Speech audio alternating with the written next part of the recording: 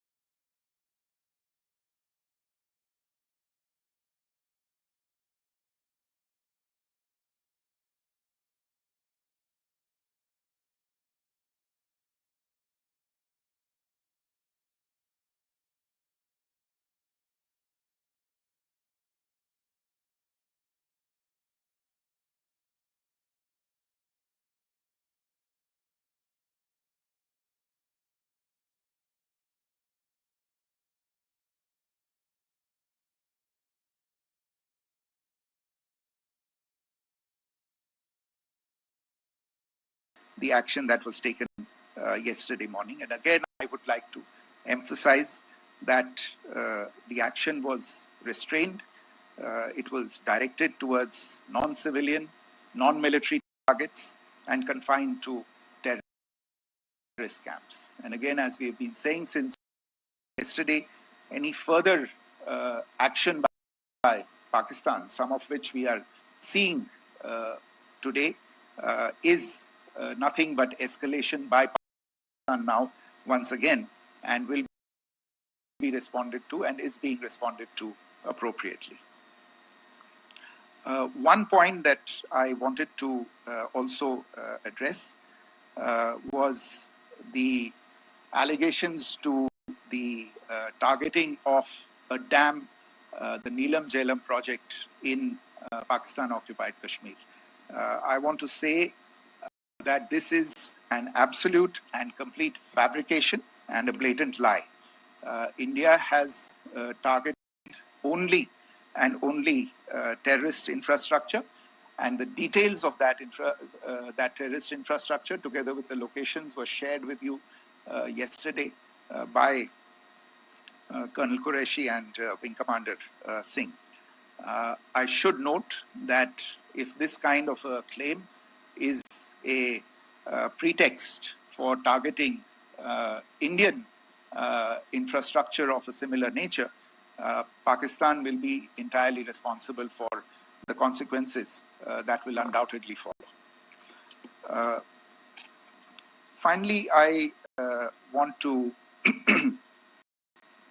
address some issues that have been raised related to the Indus Waters Treaty and the disinformation that has been raised in regard to that as well. The fact is that there have been fundamental changes in the circumstances in which the Indus Waters Treaty was concluded, and they call for a reassessment of the obligations under the treaty.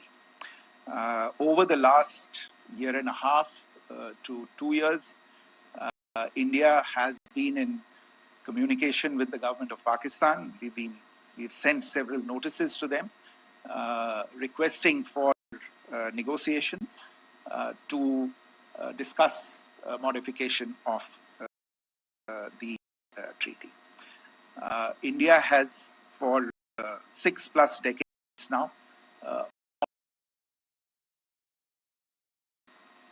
even during periods when Pakistan imposed multiple wars on us, and even when relations were adversarial.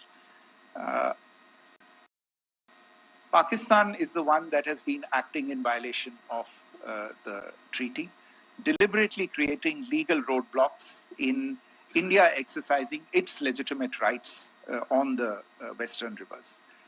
Any projects that India sought to build on the eastern rivers, and even on the western rivers, which we are allowed to by the treaty, were always challenged by Pakistan, thereby hampering our rights to utilize our legitimate waters under the treaty. In fact, if you see the preamble of the treaty itself states that the treaty was concluded in a spirit of goodwill and friendship. Mark those words, concluded in a spirit of goodwill and friendship. ये भारत का धैर्य और भारत की सहनशीलता है जो 65 साल से हम इतनी प्रोवोकेशन के बावजूद इस ट्रीटी को निभा रहे हैं. However, as has been made clear earlier as well, Pakistan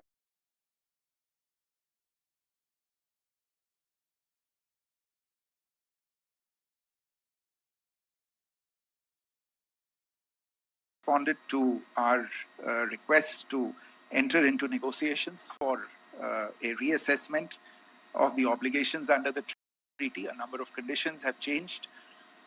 This is a treaty that was based on the engineering techniques of the 50s and the 60s. We are living through the first quarter of the 21st century. Technological changes and technological advancements have to be taken into account. There are demographic changes. There are climate changes that have taken place. There is the imperative of clean energy. And of course, the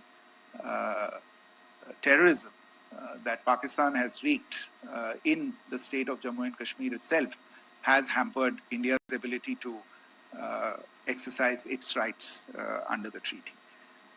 Pakistan's persistent refusal to respond to our request to enter into government-to-government negotiations on the modification of the treaty is, in a sense, itself a violation of the treaty. And therefore, India has taken the step of putting the treaty in abeyance until Pakistan abjures irrevocably its support for cross-border terrorism.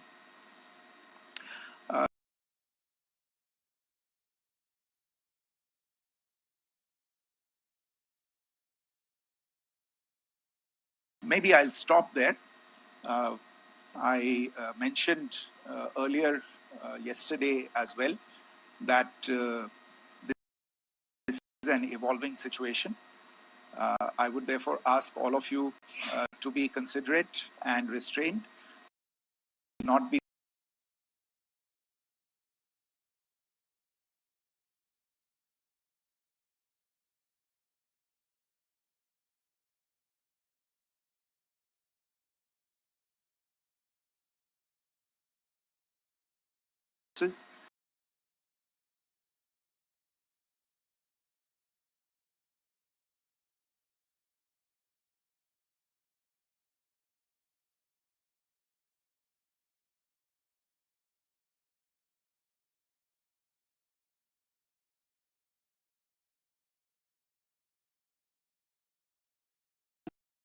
if you have any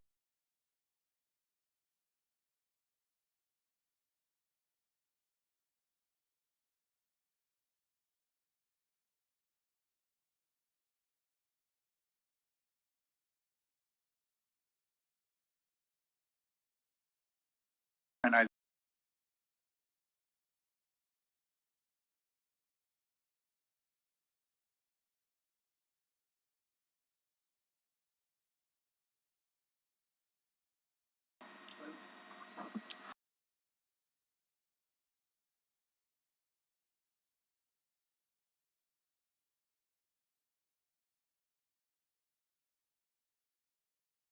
Rishabh.